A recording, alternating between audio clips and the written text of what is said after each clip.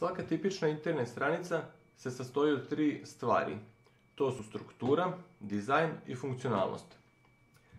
Za strukturu je nadležan HTML, za stilizovanje je nadležan CSS, a za funkcionalnost je nadležan JavaScript.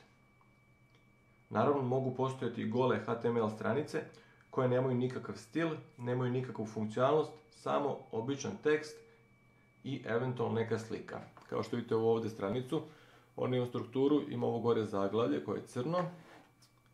Zaglavlje se zove header, ima to podnožje koje je isto crno, ono se zove footer, gdje su ove socijalne mreže, ikonice i to. Imate ovaj glavni prostor, znači to je neka struktura, imate ovo kao naslov ovaj veliki, imate podnaslov, imate ovdje jednu sekciju sa strane i ovdje imamo nešto nalik animaciji. Sad, skontali smo da stranica ima svoju strukturu, upravo smo objasnili tu strukturu, znači ona se sastoji od tih glavnih elemenata koji su manje više standardni. Pored te strukture, svaka stranica ima i svoj dizajn. Koliko god bio, kako zove, blag, ipak postoji neki dizajn. Evo, pogledat ćemo malo ovdje. Ostale stranice vidimo ovdje dizajn takav da ima nekoliko boja, da su elementi podeljeni u neke četverougaonike, imaju zaobljene ove gore ivice i tako dole isto postoji još jedan element koji je, mislim, iste pozadine kao i telo sajta i isto ima zaobljene ivice. Znači to je kao neki blagi dizajn, dok s druge strane, samo da vidim da uđemo negdje gdje nemamo baš puno dizajna. Evo, uvod u web. Ovdje baš nema puno dizajna, ovdje vidite samo jednu prostu, praznu stranicu. Znači malo je jedna bela stranica kao stranica iz knjige i tu imamo samo neki tekst kao u Wordu. Dakle, stranica se sastoji od strukture, od dizajna i od funkcionalnosti. Od funkcionalnosti, to jest od interakcije neke sa korisnikom. Za ta tri elementa postoji podjela rada između tri jezika weba. Znači HTML govori da ovo bude jedan manji naslov, da ovo bude kao glavni naslov, da ovo bude lista elemenata. A na primjer za CSS on je nadležan za dizajn i CSS-om određujemo da ovo bude zeleno, da ovo bude, ne znam koja je ovo boja, da neki bordo, da ovo bude crveno, da ovo bude narančasto i da ima takav oblik i da je tako poređeno. Dakle, imamo strukturu koja je sama po sebi onako kao prilično klot, kao na primjer Word dokument i mi onda od tog Word dokumenta pravimo nešto što će biti prilično onako kao zanimljivih oblika, zanimljivih boja, poređeno po našoj želji i tako to. To radimo sa CSS-om. I treći element koji nedostaje priči, to je interakcija. Za nju je nadležan JavaScript.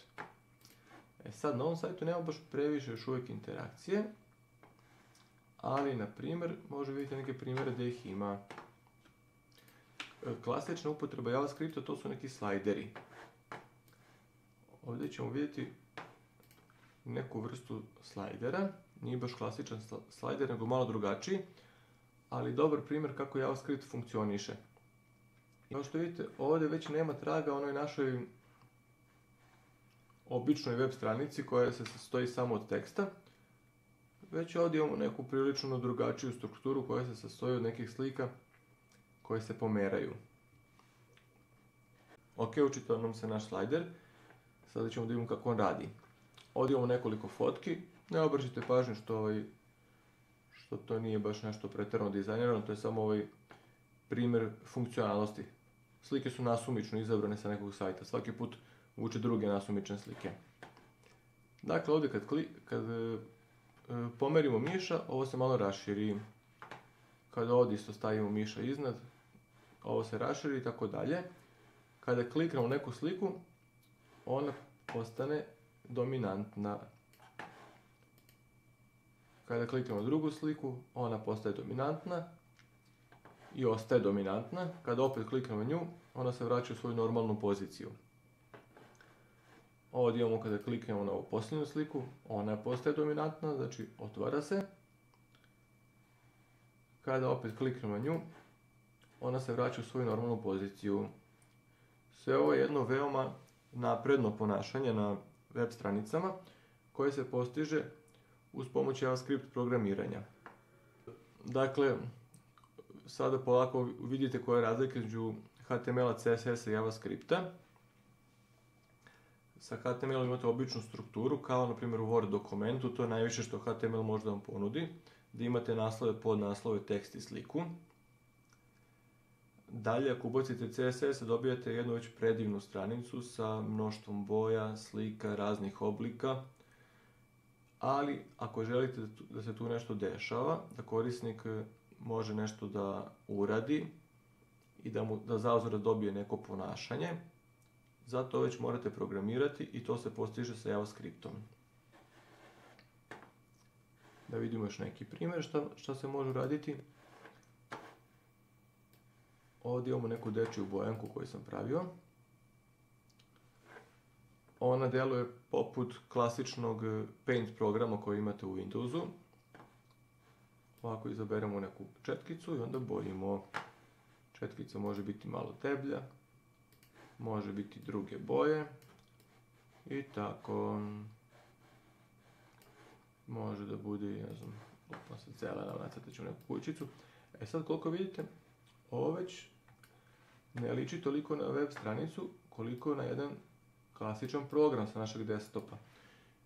Jer ovo zapravo u potpunosti jeste program za crtanje, samo što se nalazi na webu, maltene program koji je samo prikačen za web stranicu. Od web stranice nema ništa, čak ni naslov. Samo je to web stranica mu služi samo kao platforma da se nakače na nju. Dakle, sa JavaScriptom moguće je praviti sve vrste raznih gotovih programa. Umjesto ove bojanke možemo da napravimo i muzički player, znači možemo na internetu da imamo neki audio player sa playlistom, možemo video player, možemo čak da imamo neki program za miksovanje muzike na netu, možemo šta god želimo. Najčešće se pravi neki poslovni program jer najčešće ljudi koji se bave nekim poslovima imaju para za zezanciju. Ali ovako kao hobi projekat možemo praviti šta god želimo. I kao što vidite, ova bojanka ima ovu opciju da kao stavlja neki zanimljiv trag. Kao neko ovdje ima čarobnu funkciju, kad se to klikne, onda iz običnog crtanja prelazimo u neko zanimljivo crtanje. Dobro, to je znači sve što JavaScript radi. Uz pomoć njega možemo da radimo programe, možemo animacije. Ovdje vidite jednu animaciju koja je napravljena uz pomoć JavaScripta. Malo je naprednije u smislu da nam je potrebno bar malo matematike. Mislim da koristi sinusnu funkciju za okružno kretanje. Znači, osim ovih zezancija, slajdera, animacija i toga, sa JavaScriptom još možemo raditi sve vrste mrežne komunikacije, pretrage, validacije, validacije podataka, manje više gomilu korisnih stvari. Imam još jedan projekat pretrage Wikipedije sa JavaScriptom, sad ćemo i to da nađemo. Zove se Wiki. Evo ga, Angular Wiki Search. To je kako da kažem, bazičniji program, ništa pretjerano ne radi. Osim što uspostavlja komunikaciju sa Wikipedijom i na mojoj stranici, kao što vidite ovdje adresa, znači neka moja proizvodna adresa, ovdje mi prikazuje rezultate, znači možemo da ukucamo sad ovdje, na primjer, Beograd. I kao izlazi nam, kao i na Wikipediji što nam izlaze rezultati, samo što ovdje izlaze mnogo brže, izlaze u realnom vremenu. Znači, evo, ukucam bilo šta, rezultati odmah izlaze, odmah se nude, ne moramo pritisnemo ni Enter. To je isto jedna od prednosti JavaScripta, što je uveo tu revoluciju pretrage u realnom vremenu i još mnogo drugih stvari. U svakom slučaju, sve to podrazumeva dosta naprednu funkcionalnost. Ovo je znači kao neki mini search engine. Mini u smislu da nemaš neka podešavanja. Ima i nadograđena verzija ovog search engine sa podešavanjima. Ali da vas sad toliko ne zamaram, znači sve što vidite na internetu da vam radi neki posao, bilo da je to igra, zabava, pretraga, validacija podataka, sve je to uglavnom rađeno sa JavaScriptom. Eto, vidjeli smo čemu JavaScript služi.